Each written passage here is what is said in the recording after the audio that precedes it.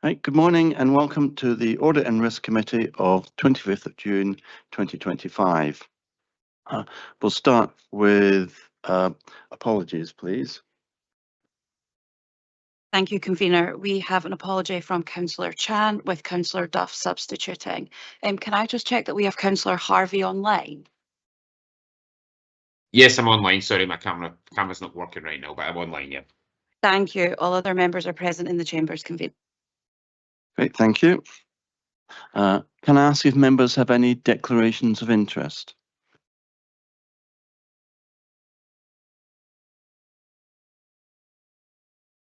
Great, thank you very much. And can I ask if members are content to agree the minutes of the 24th of March? Great, thank you very much. Now move on to the draft unaudited annual accounts for 24-25, and I'll ask Mr. Walker, Chief Finance Officer, to introduce the report. Thank you, Convener, and good morning, councillors. The unaudited accounts require to be considered by a committee of the council, whose remit includes audit or governance, by no later than the 31st of August. Consideration of the draft accounts by you today meets this requirement. The annual governance statement, which is set out from page 35 of the supplementary agenda pack, was previously considered and approved by the Scrutiny and Performance Committee on the 4th of June. Following approval of the unaudited accounts, they will be signed and submitted to the Council's external auditors, Audit Scotland. As set out in section 7 of the covering report, the unaudited accounts will be made available for public inspection between the 30th of June and the 18th of July inclusive, with the audit of the accounts expected to take place between July and October. The Council has already been advised that the external audit report is not to be available by the 30th of September. On this basis, it is anticipated that the Audit Scotland report, together with the unsigned audited accounts for 24-25, will be considered by the committee at its meeting on the 1st of December. The unaudited accounts comprise the financial statements together with accompanying notes. The comprehensive income and expenditure statement on page 44 of the pack shows the in-year accounting cost of providing services in accordance with generally accepted accounting practice. The movement in reserve statement on page 43 shows the movement in year on the Council's reserves, and the balance sheet on page 45 shows the value of the Council's assets and liabilities at 31st of March, with the net assets of the Council being matched by the reserves it holds. The Council is required by statute to maintain separate accounting arrangements for its income and expenditure on social housing. Reference is therefore made throughout the document to the Housing Revenue Account for social housing expenditure and General Fund for all non-housing expenditure. The financial performance of the Council in 24-25 is summarised in the management commentary on page 24 of the pack. There are significant differences between how the Council is required to account for its finances under proper accounting practice and the basis on which it sets its budget and monitors income and expenditure throughout the year. The comprehensive income and expenditure statement shows a deficit on the provision of services in 24-25 of approximately £25 million.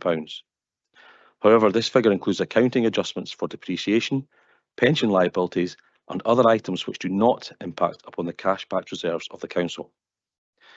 The table on page 25 of the agenda pack shows a comparison at a service level between the budget position reported to the F&R Committee in April and the outturn position reflected within unaudited accounts. In summary, per the unaudited accounts, the Council's financial position in 24-25 was £8.073 million better than originally forecast. There were two main reasons for this positive variance. Firstly, there was a net underspend or additional income of around about £4.1 million on the provision of Council services. And secondly, there was an increase in the level of earmarked reserves of approximately £4 million, primarily related to additional revenue grants. Page 25 to 26 of the management commentary sets out in more detail service under and overspends and additional income. Common across all services were underspends on staffing costs due to staff turnover and vacancies, sometimes referred to as staff slippage, together with savings in operational costs, the receipt of additional grant funding and additional income. Where Scottish Government and other funding was received late in the financial year, this has been carried forward as part of the Council's earmarked reserves to meet expenditure in the current and future years. In respect of income from council tax, figures published by the Scottish Government last week confirmed that Perth and Kinross Council had the fourth highest council tax collection level in 24-25 at 97.3%. As at the 31st of March 2025, general fund reserves totalled £68.284 million, and housing revenue account reserves totalled £2.258 million. Of the £68.284 million of general fund reserves, £49.569 million is earmarked for specific purposes in accordance with legislation and council policy, and these are set out in note 7 on page 64 of the pack. Subject to audit, the council's unearmarked non-housing reserves are therefore £18.715 million at the end of last financial year, equivalent to 4% of the 24-25 net revenue budget. The council has a long-standing policy of retaining uncommitted reserves in the range of 2 to 4% of the net revenue budget. While the unaudited position for last year is at the top of the range, members will be aware of the significant financial challenges and risks facing the council, both in the current and coming years, particularly given levels of inflation, and retaining uncommitted reserves at 4% supports the council's financial resilience. Following the decision of the Finance and Resources Committee in April, we were also able to apply £1.003 million to the new earmarked reserve for communities to ensure that the level of unearmarked reserves was maintained at 4%. As at 31st of March 2025, there's also £4.837 million for the transformation and workforce management and £1.313 million to support anti-poverty measures. Total gross expenditure on capital in 24-25 was £177.167 million, comprising just over £39 million on the housing revenue accounts and just under £138 million on the general fund. Gross expenditure on capital projects and programmes in 24-25 was greater than last year, reflecting the significant expenditure on assets and infrastructure, with significant projects either being completed or nearing completion. The general fund programme included £56.5 million of expenditure on school upgrade projects, including Perth High School and Blairgowrie Recreation Centre, £51.1 million on roads, transport and infrastructure projects, notably Destiny Bridge, and £30.2 million on other capital expenditure, including flood protection and investment in information technology. Expenditure on the housing investment programme included almost £26 million on increasing the council's housing stock through new builds and the buyback scheme, with 116 properties added to our stock. The remainder of spend was improvements and upgrades to our existing properties. The Finance and Resources Committee this afternoon will hear more about the final outturns. For the first time, we've been able to bring forward a revenue and capital monitoring report that does set out the final outturns. This report will also include an update on both the earmarked and unearmarked reserves. This has been possible this year for the first time because of the timing of the Finance and Resources Committee, which in the past has been much earlier in June, and we hope that elected members welcome that. The balance sheet on page 45 of the agenda pack shows the resources of the council and how these are financed, reflecting the council's overall financial position at that point in time. Subject to audit, the council's net assets in the balance sheet have reduced by just over £109 million to approximately £730 million at 31st of March. The most significant movements in the council's balance sheet are set out within management commentary on page 27 of the pack. The unaudited financial statements include the group accounts, which incorporate the council's interests in Culture Perth and Kinross, Live Active Leisure, Perth Theatre and Concert Hall, Tayside Contracts, Tayside Valuation Joint Board, and Perth and Kinross Integration Joint Board. There are also statements for the council's charitable trusts and common good funds. I would conclude by offering my thanks to colleagues across the council for the support in the preparation of the unaudited annual accounts. In particular, I would like to thank my colleagues in finance, who were so ably led by Alison O'Brien and assisted by John Jennings and James Salisbury. Colleagues and I are happy to take questions, Convener. Do members have any questions?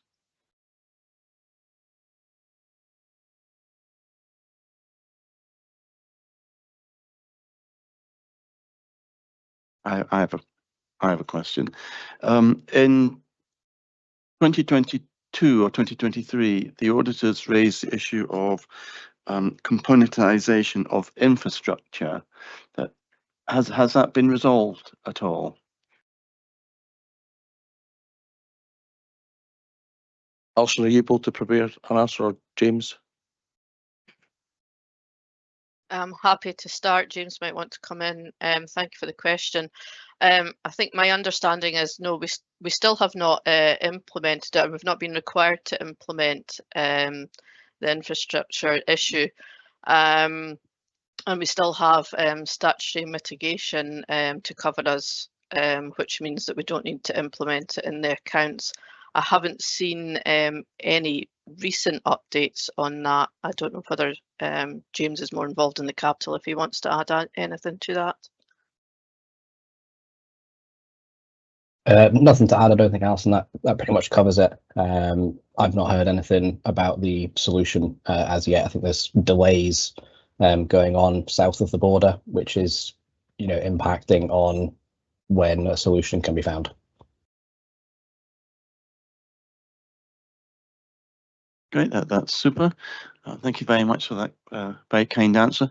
Councillor Barrett, you've got a question. Thank you, Convener. I've got several questions. I gave most of them to Scott earlier this morning, so he's had a head up.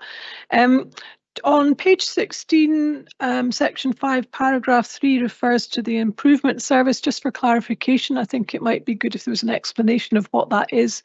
It does come up a few times in the document.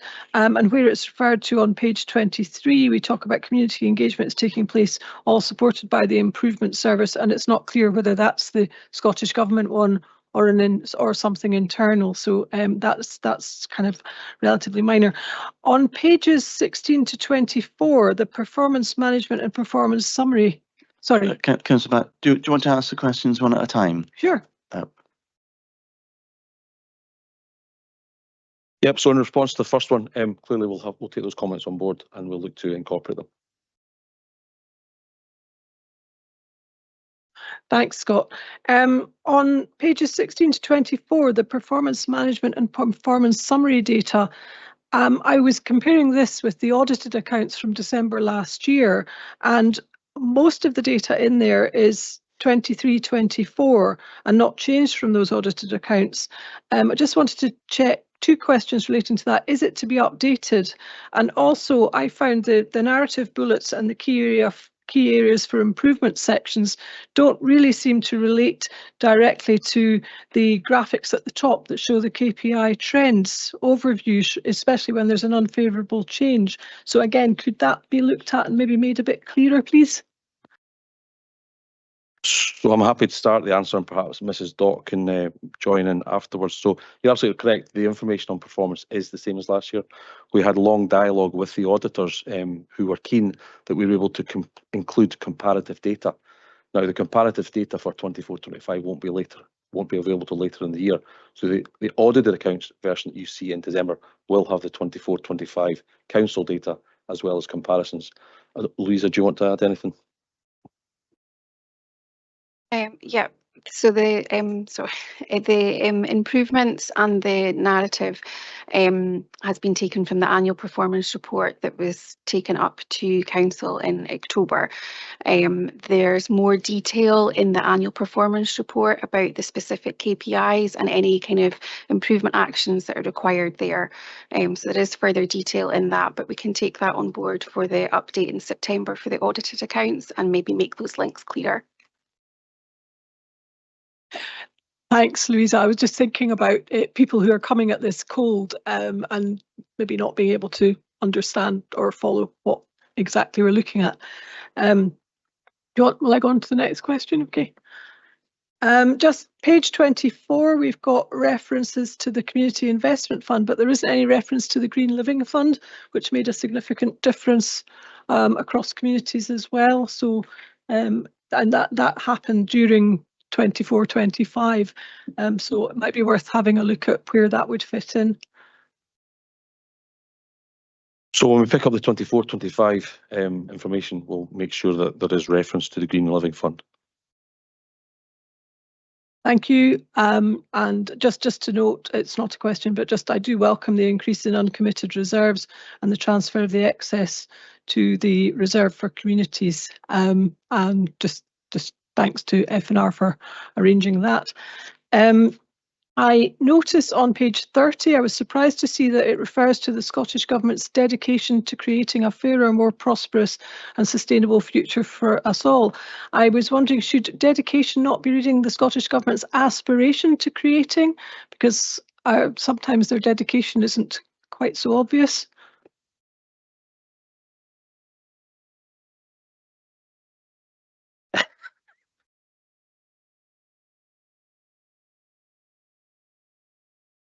What we'll do is we'll check where that sentence came from, so that it's an actual lift of what it should be, and we'll make sure that the final version has the actual verbatim comment. Might be worth putting it in quotes, just because it looks as if that's a statement from the council, the way it's written at the moment, and I don't think that's appropriate in this document. Thank you. Okay, thank you. We'll take those on board. And then on page 89, the doubling of revenue, grants, contributions and donations that have yet to be recognised as income, as they've conditions attached to them that will require the money or property to be returned. I just wondered, will the funds in that section, will they definitely require to be returned? And if so, why were we not able to make use of them? Alison, could you help out with that one, please? So these are either monies, grants that we've received from either the Scottish Government in the main or the UK Government. They are for specific projects with specific time periods. At the end of the financial year, we need to make a judgment of whether the conditions of the grant have been met. And that's the judgment that we've made, that we have got some creditors in the accounts. This has mainly arisen where we're paying these monies out to third parties, but they need to claim within the time period, and some of them have not made their claims by the end of March. So we think that, you know, there probably is £1 million that will need to be returned in the cases. Now, sometimes it is that we contact the awarding body, and they will let us use them for a different purpose, or use them into the new financial year. But at the end of the financial year, when we've made the judgment, we haven't had any of that confirmation in place. If we are able to use the grants, you'll see in the notes, in note 7, we have a substantial amount of grants which are earmarked in the general fund, and these are ones where the conditions have already been met, but there's maybe a lapse between the financial years. Thanks, Alison, that's really helpful. And just my last kind of substantive question is just in note 36, should we note that the council's in process of purchasing Pooler House? This is reference to Pooler House and the car park largely, and things are moving on there. Should that be reflected in the accounts? So under note 36, we do state that the payments do end in September, but I'm happy to add a sentence here that there's an ongoing process following the council decision to purchase Pooler House and the car park. Thanks very much. Thank you. Do members have any other questions? I'm not seeing any. Okay. Do members have comments on the accounts? I'll start the. Sorry, Councillor Barrett.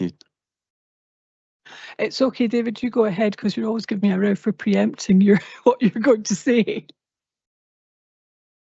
I hope you don't think it's a row. Yeah, I'd like to thank Mr. Walker and Mrs. O'Brien and everybody involved in putting together the accounts. It's a huge job. It's a very technical, difficult document for us as mere mortals to understand, and we very much look forward to getting an outside view of them from the external auditors. But thank you very much, particularly as during this period you've got all the budget work to do, and appreciate all the hard work that you've put into it. Councillor Barrett.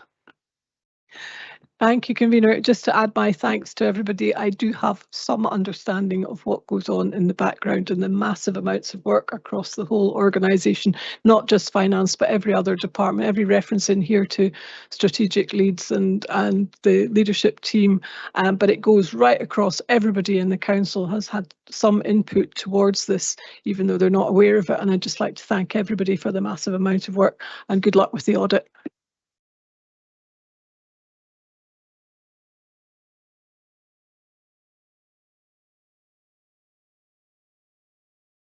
Mr. Walker. Yeah, thank you for the comments. It is genuinely appreciated. But I also just want to confirm that when you approve the accounts, you're happy to approve them subject to the changes that Councillor Barrett mentioned, because obviously those are changes to the documents that are in front of you. I'm happy to agree to that on behalf of the committee. Okay. In the absence of any other comments, I'd like to ask if the members can agree to authorise the Chief Financial Officer to sign the unaudited 2024 to 2025 annual accounts. Thank you. And are members content to note that it is anticipated that the unsigned audited 24-25 annual accounts will be considered by the Audit and Risk Committee on the 1st of December this year? Great, thank you very much. We now move on to the internal audit follow-up. Can I ask Mrs. Clark to introduce the report? Thank you, convener. This report presents the regular reports on activity within internal audit to ensure that actions which have been agreed have been implemented by services. Within this report, 6 actions were due for completion by the end of April, and all actions have been completed. So on this occasion, there's no appendix to provide any updates of any delays in any actions, because they are complete. Thank you.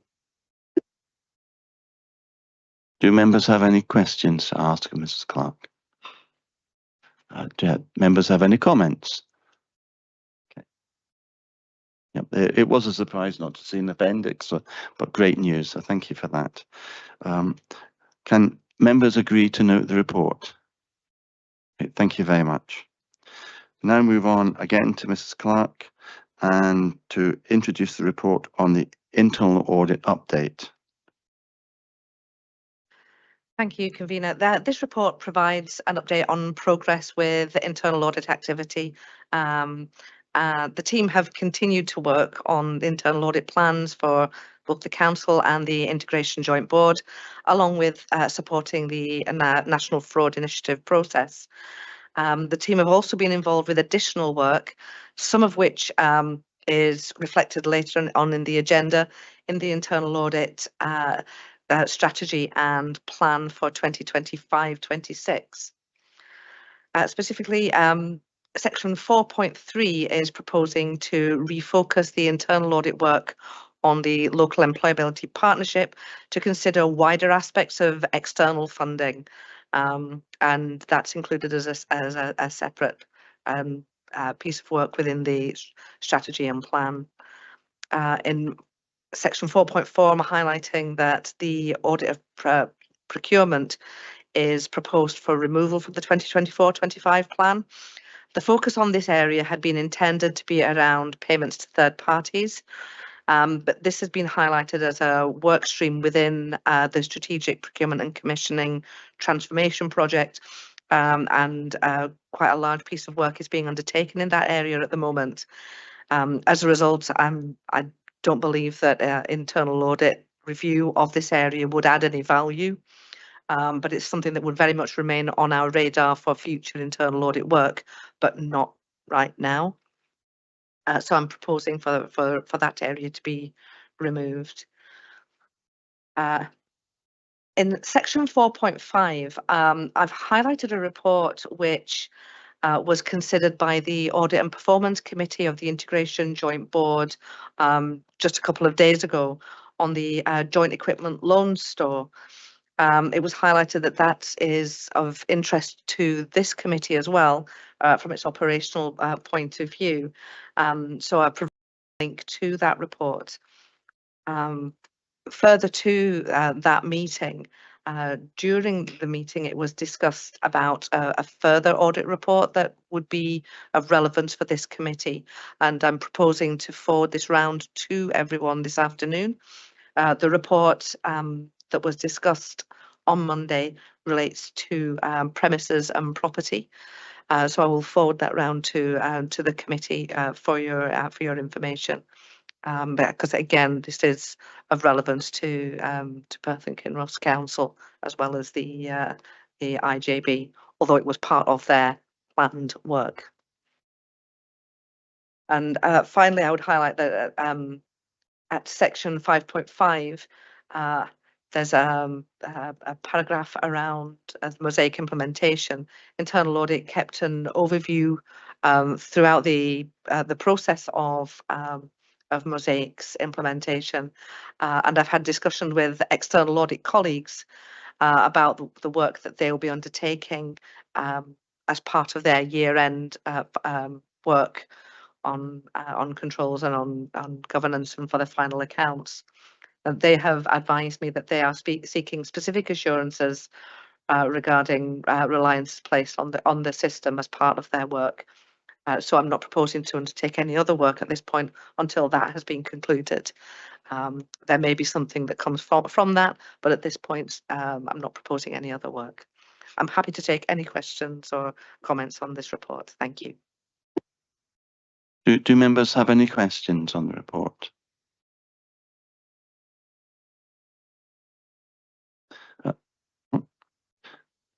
Councillor Collins-Stewart. Thanks, Convener. At the Audit and Performance Committee of the IJB, there was a suggestion for members of the IJB to visit the joint equipment loan store, and I just wondered whether that might be, it's maybe not a question for Mrs. Clark, but I wondered whether it might be, if the report is coming here, it might be for background information useful for members of the committee to do the same. Well, I'd be happy for the invitation to be shared with Audit and Risk Committee members, and they can decide if they think it's valuable use of their time. So thank you for that suggestion. I have a question. The issue of whistleblowers, how your progress during the year, and could you give some examples of, or without revealing any important details, of what that might include? Thank you for the question. There has been an increase in requests during the year, whether they're from senior managers or from arising as a result of disclosures through the whistleblowing processes. These disclosures they're wide and varying, and can be around administration, culture and behaviours within specific pockets or more wider, which require internal audit to ascertain more of the facts behind the allegations that are being made. It has impacted on the work that we've managed to complete this year. However, because we were able to recruit during the year, it's not had a massive impact on our ability to deliver the plan. What whistleblowing can do is highlight areas where across the council there's scope for additional assurance and additional work, and I very much welcome whistleblowing disclosures because they can highlight areas that otherwise may well not come to light. It takes a lot of courage for people to raise concerns, and it is very much appreciated when people do so. What I would say is that when whistleblowing does come to me, that is often a failure of internal processes that the individuals feel unable to raise with their own line managers. So in that respect, the fact that whilst there have been an increase this year, there's still relatively few. It could be seen as a positive that issues are being dealt with at management level. But as I said, some of the areas that have been raised with us have resulted in specific pieces of work that have been included within audit plans. And where that's not the case, if any internal control issues or risk management issues arise, then a report will be presented to this committee.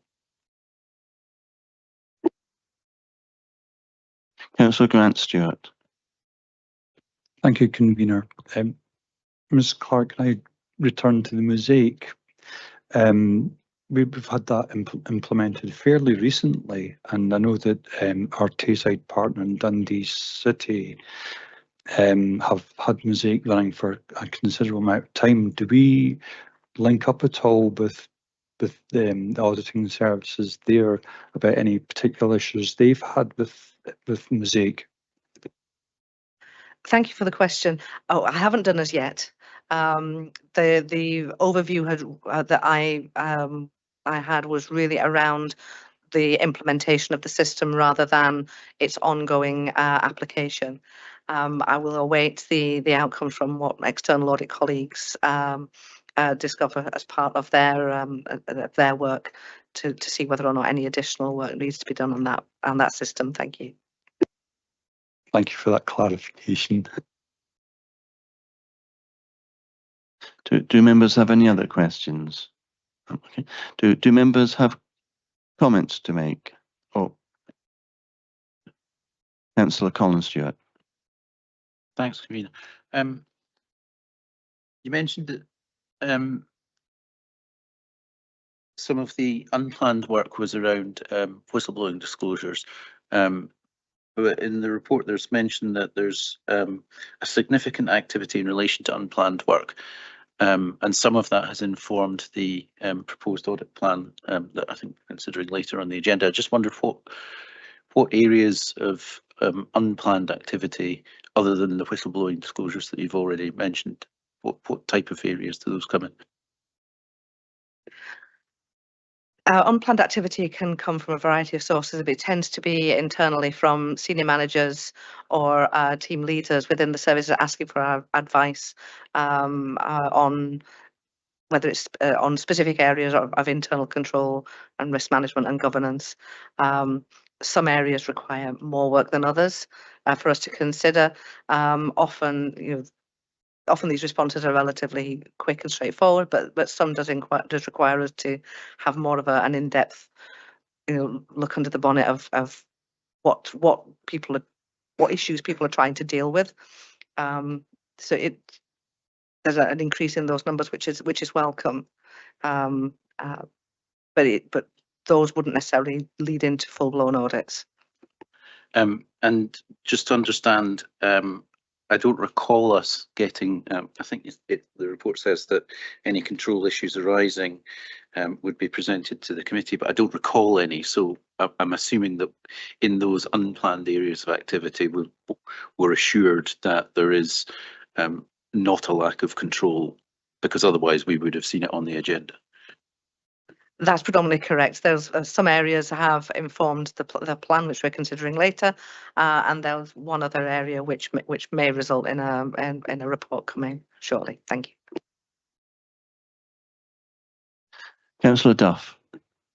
Thank you. Good morning. I notice in Appendix 1 we are getting an update in internal audit activity for 2023-24 and 24-25. I'm assuming that there is a 25-26 internal audit plan which is not shown. I just wondered if you could give us an idea of what's on that and how it's going. Thank you. Thank you. You're correct. There is a plan, but that is being considered later on in this agenda. And following that, then I will add that on to this appendix going forward. Thank you. I don't see any more questions. Do members have any comments to make? I'll ask if committee can agree to note the report? Great, thank you very much. I'm now going to ask Mrs. Clark to introduce the report on business continuity management planning. Thank you, convener. This audit was originally scheduled as part of the 2023-24 audit plan and arose out of a recommendation of a previous audit of information assets to actually look across the board at the council's business continuity management arrangements. It was then put into the 2024-25's audit plan, and the report is set in front of you. Business continuity management is a holistic process which identifies potential threats which may impact on the council's ability to deliver its services. It is linked to, but is separate from, emergency planning, which has not been included within this particular audit at this time. You'll note that limited assurance has been placed on the internal controls in relation to business continuity management at this point. But I would note here that there has been significant progress made following the appointment of the emergency planning and business continuity officer last year. There are two findings which are arising from this piece of work, with a number of actions to support each of those findings and to mitigate the risks highlighted in the action plan. The emergency planning and business continuity officer is here today, along with the strategic lead for strategic planning, people and performance, to answer any questions that may come from this report. Thank you.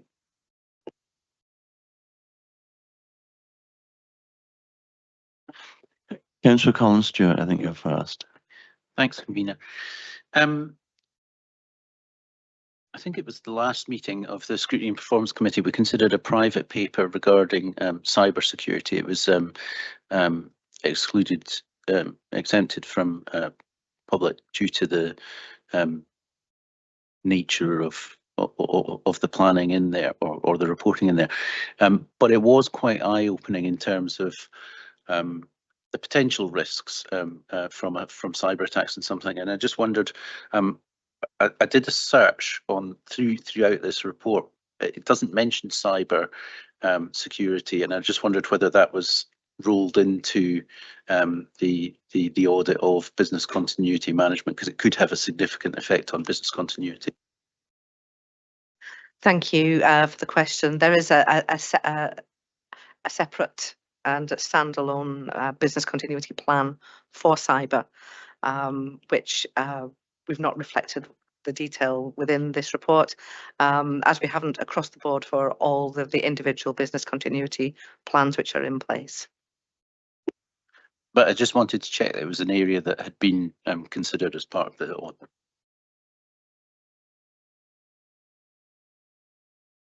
Mr. Boland, do you want to answer that? No, convener, I'd really just hopefully give the committee assurance that obviously Sue Terrace has been appointed. We're taking things forward. We have cross-service representation, so ensuring all the plans are consistent. We are now putting back in place the kind of annual kind of testing exercise. So I think Jackie makes reference in the report that hopefully in the kind of short term there'll be assurance given from Jackie that everything is in place as it should be and as we would expect.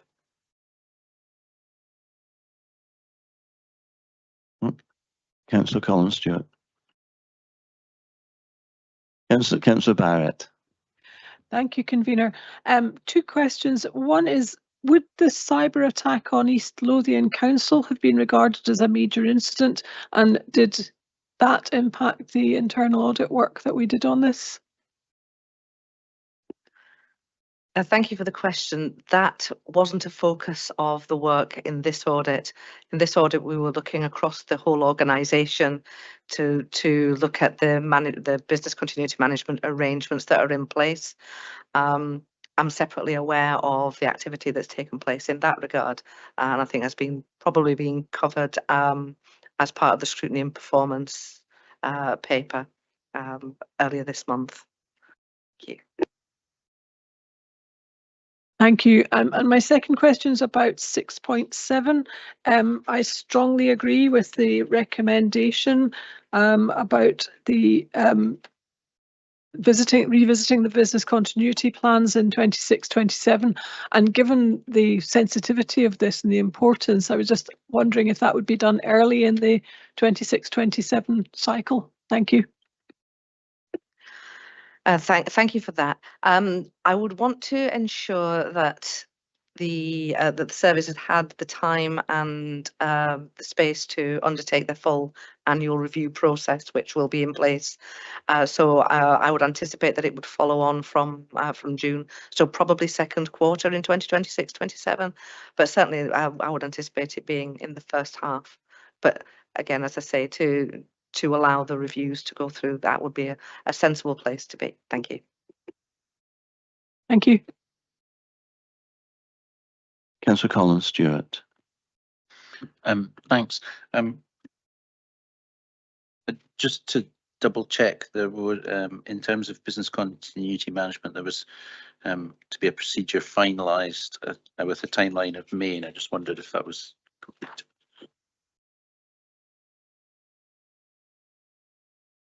Mr. Borland. Thanks, Convener. Councillor, yes, it's been done and handed to audit. Thanks. I don't see any more questions. Do members have any comments on the report?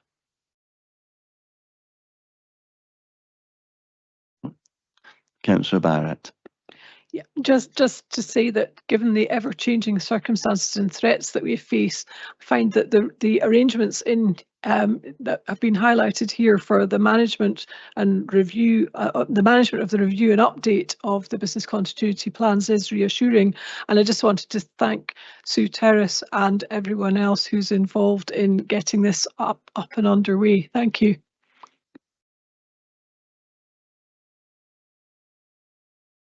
Are there any more comments? Yeah, I'd like to echo Councillor Barrett's comments, and can I ask if members are content to note the report? Thank you.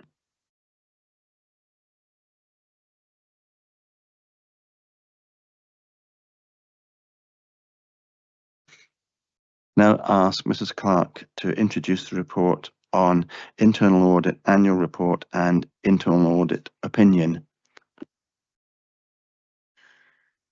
Thank you, Convener. This report presents the annual review of internal audit activity, compliance with the public sector internal audit standards for the last time, and also the Chief Internal Auditor's opinion. The committee is asked to note the content and the opinion.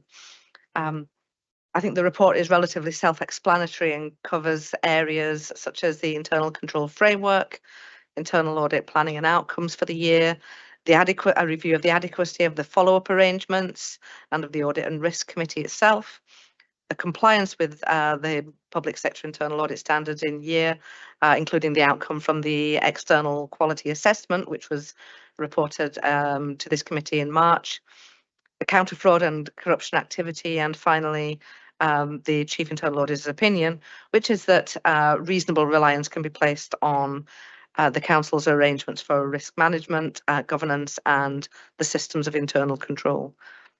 I'm happy to take any questions or comments on this. Thank you. Do members have any questions?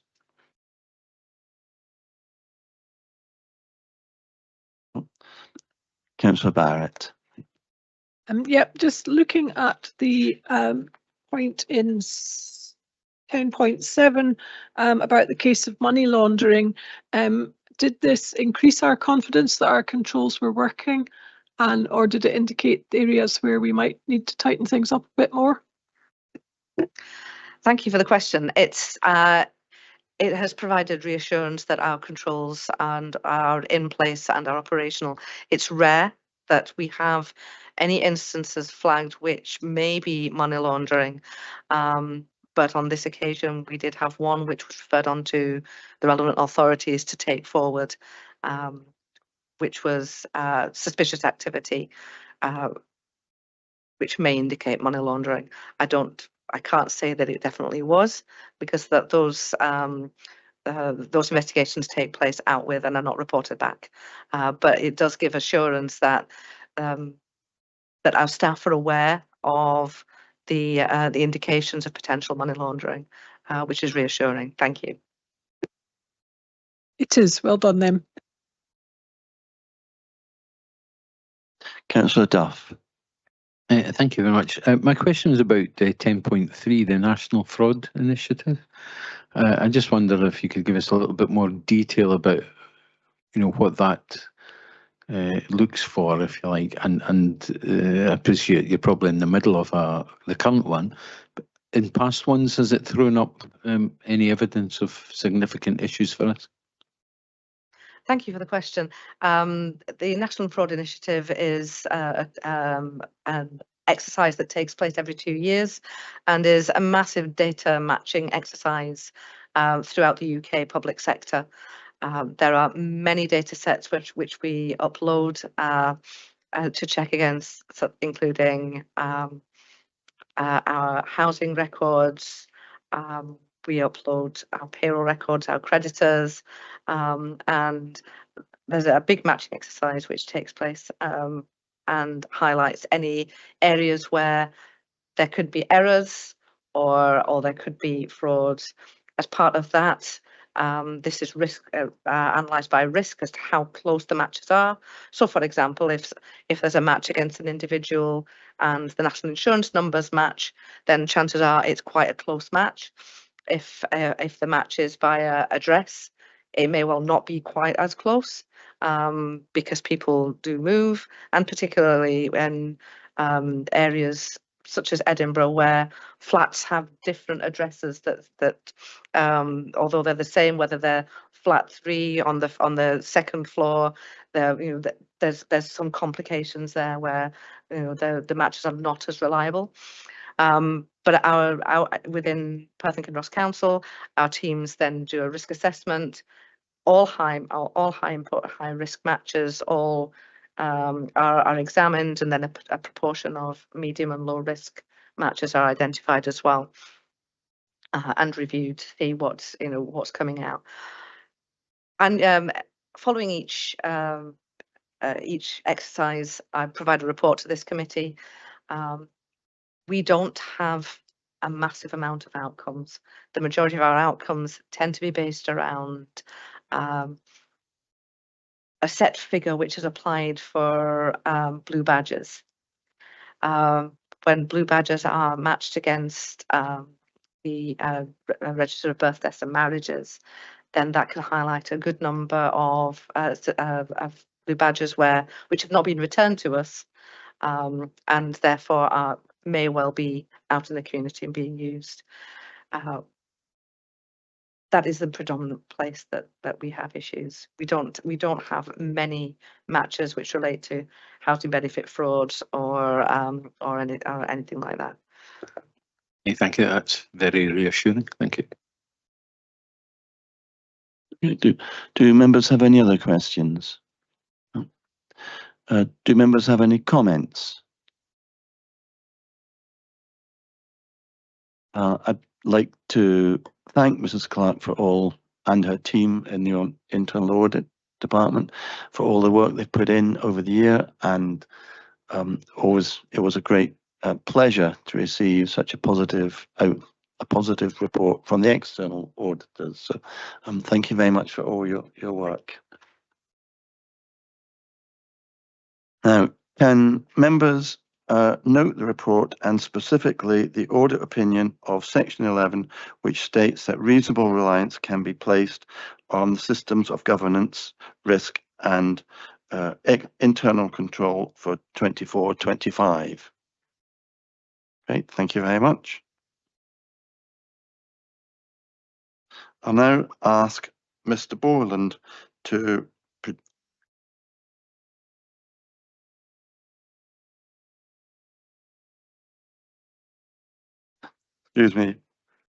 now ask Mrs. Clark to do the internal audit strategy and plan.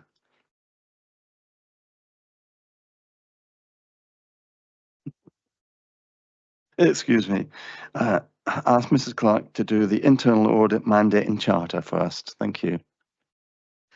Thank you, convener. The committee's previously considered the governance documents for internal audit, namely the Global Internal Audit Standards, the application note for the Global Internal Audit Standards in the public sector in the UK, and also the CIPFA's Code of Governance, Code of Practice for the Governance of Internal Audit in Local Government.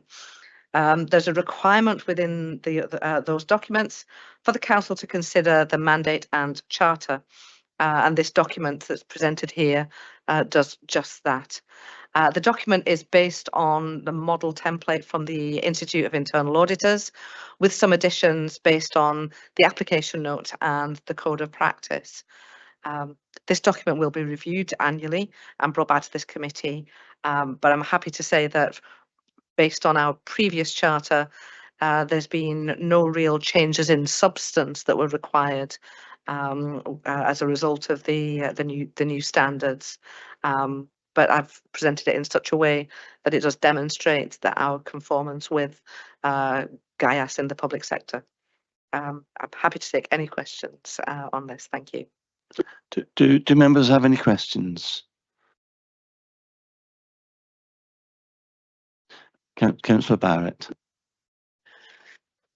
As noted in the mandate and charter, it does depend on the cooperation of council management, and I just wanted to ask if you as Chief Audit Executive are happy with your position in the organisation as referred to in section 5 and the respect that you and your team receive from the leadership teams and their staff. Thank you for that question. I'm happy to say that the answer is yes. That the strategic leadership team has been does engage well with internal audit, and the fact that we're able to provide a report today on following up of actions that services are taking the outcomes from the audit process seriously and are implementing them in an appropriate time. So the simple answer is I am content. If anything changes with that, I would bring it back to this committee. Thank you.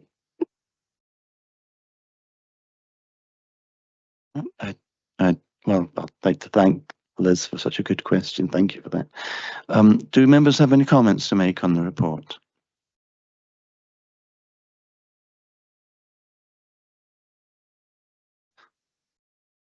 Can I ask committee if they're content to agree that the report can be approved?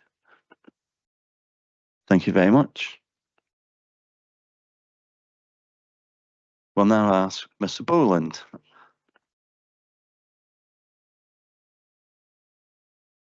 Excuse me again. Can I ask Mrs. Clark to introduce the report on internal audit strategy and plan? Thank you. The final report from me today. The global internal audit standards in the UK public sector require the Chief Internal Auditor to create an internal audit plan annually, considering all area of business activity and its governance, risk management and controls processes. This year, I've also considered the internal and external assurances that will be required for compliance with the global internal audit standards in the UK public sector, and that has influenced the plan that's in front of you today as well. This is predominantly a risk-based plan, and where assignments are linked to specific risks, they are highlighted. Not all of the strategic risks will be covered in every internal audit plan, but within a 5-year period, I would anticipate covering the strategic risks at least once, and we are within that at the moment. Internal audit resources, dare I say this, are in place to deliver this the plan, and an allocation of time has been made for additional work, which may arise during the year, and for our continued review of our compliance with the global internal audit standards to ensure that we are compliant during the year. There are 12 themes and assignments that are included within the report and provide a mixture of the risk-based general assurance to the Audit Risk Committee and also to the Council in general. I'm happy to take any questions on this. Thank you. Do members have any questions? Councillor Barrett. Could you please give us more of an indication of how you'll prioritise and plan out timescales for all these actions? Thank you. Thank you for the question. Some work is being undertaken on assignments in the plan already in anticipation of your approval, particularly around the external funding work stream and also for the care home and petty cash. So those are currently on board. As part of planning, we negotiate and discuss with strategic leads and the service managers timings that are appropriate. So, for example, the insurance audit will be undertaken after September. There's a renewal process in place at the moment, and we will ensure that staff are able to conclude that piece of work prior to us doing any audit activity in that area. And likewise, as previously been discussed with the service manager, the work on assessment and charging will be late in the year or early in 2026, if I can look that far. So we do negotiate quite early on to make sure that the timings are right, so it doesn't put additional pressure on staff within the services at key points for them. One other area that I would hope to bring forward sooner rather than later is around the assurance to the Scottish Housing Regulator, as that is due to come to committee in October, the assurance report. So I would hope to have work at least substantially completed on that one by then. I hope that helps and answer the question. Thank you. Councillor Grant-Stewart, you have a question.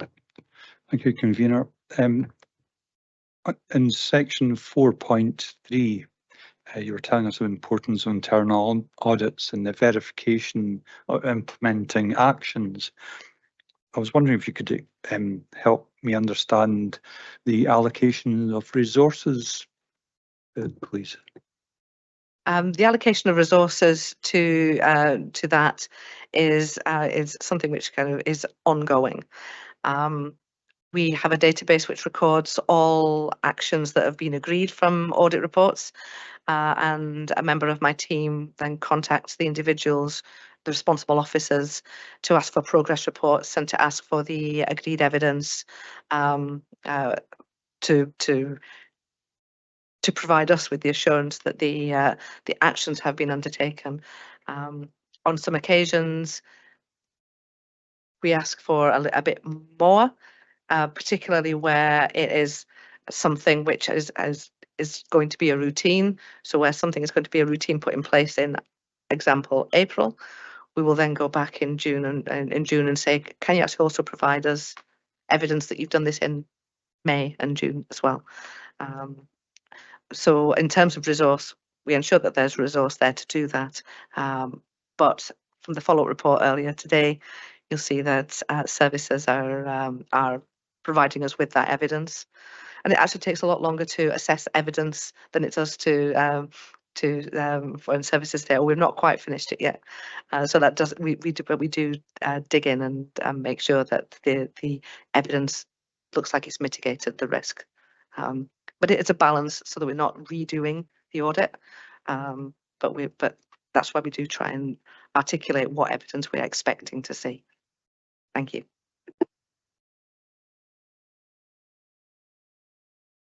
Councillor Collins-Stewart. Thanks, Convener. It was about the in the table of on page 54, the fourth one up from the bottom, administration of social care establishment, to review the administration in a social care establishment. I was just wondering what additional, my understanding was that social care establishments were all subject to external inspection, and I wondered what additional benefit we would get from an internal audit in that area. Thank you. We will be looking not at the care aspects, but we'll be looking at the administration and the financial administration of the establishment. Thank you.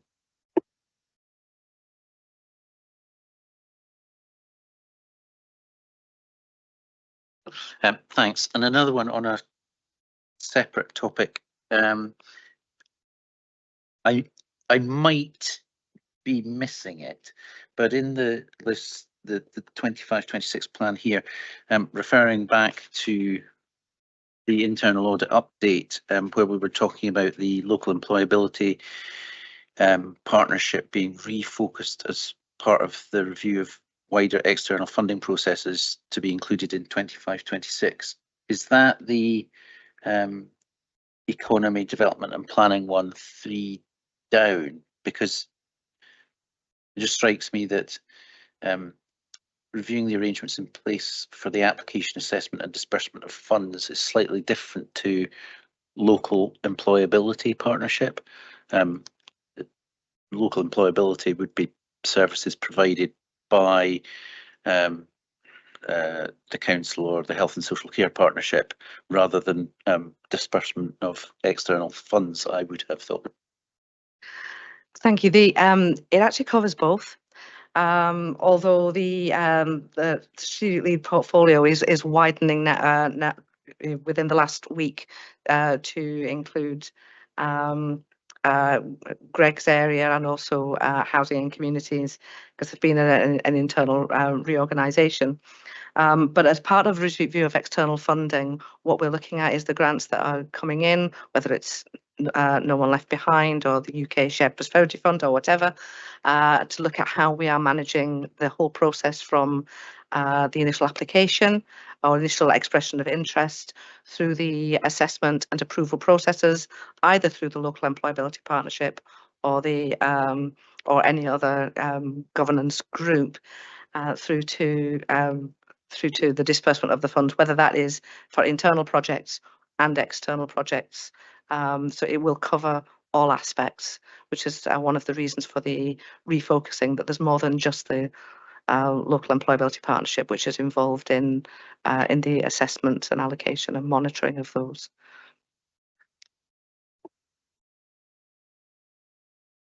I don't see any more questions. Do members have any comments to make?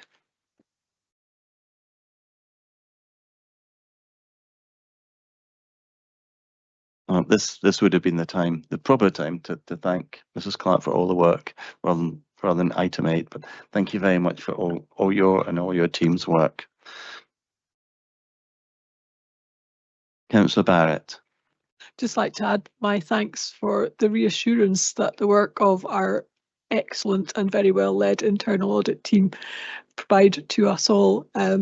We're very fortunate in our finance. We know we're very fortunate in our finance team and our internal audit team. And thank you to Jackie and everyone in your team. Thank you. I'll pass this on to the team. Thank you.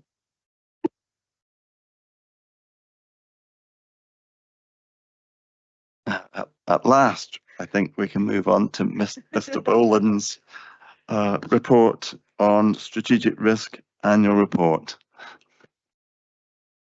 Thank you, Convener, and councillors. Today, the report you have in front of you today is the annual risk report that we bring to committee around about this time every year, along with the current strategic risk register.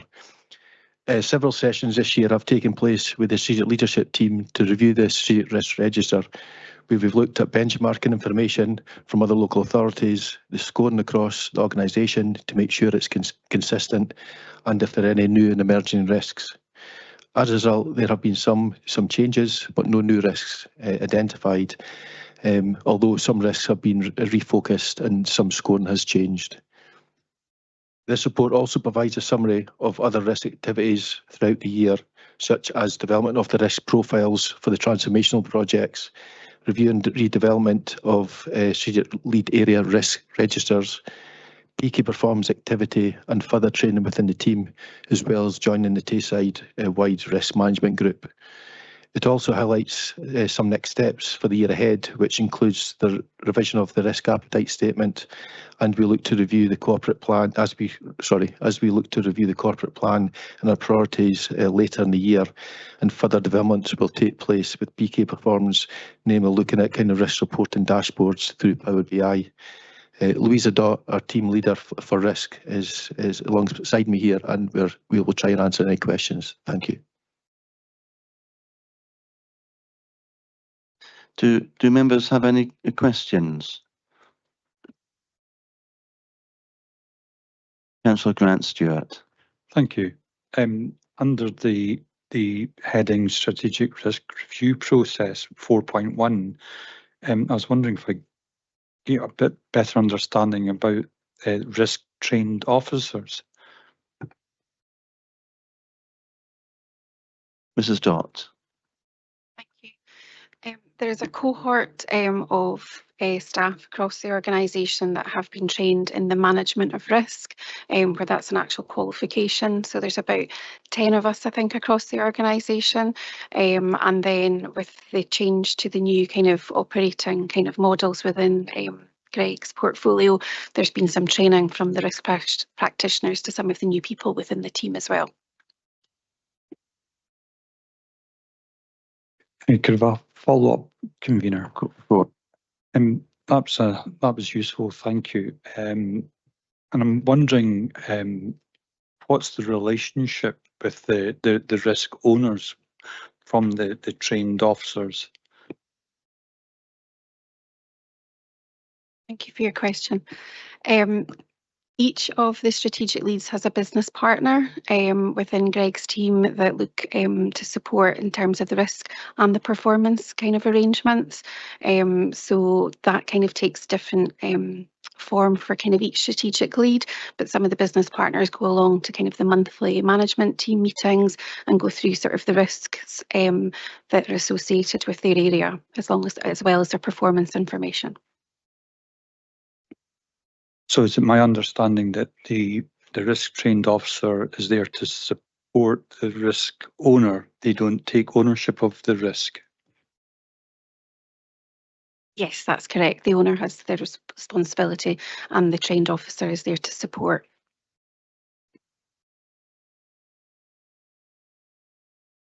Do members have any other questions? Okay. Do members have any comments?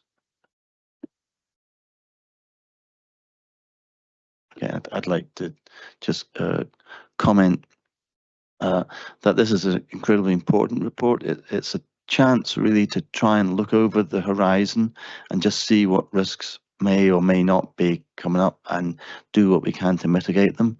Of course, it's impossible to identify all risks, and no doubt it'll be the ones that we couldn't spot that will come and kick us on the behind, but the point of this report is reduce that happening. Are members content to agree that the report can be noted? Great, thank you. We now move to a private session. So can everybody leave the public session, please?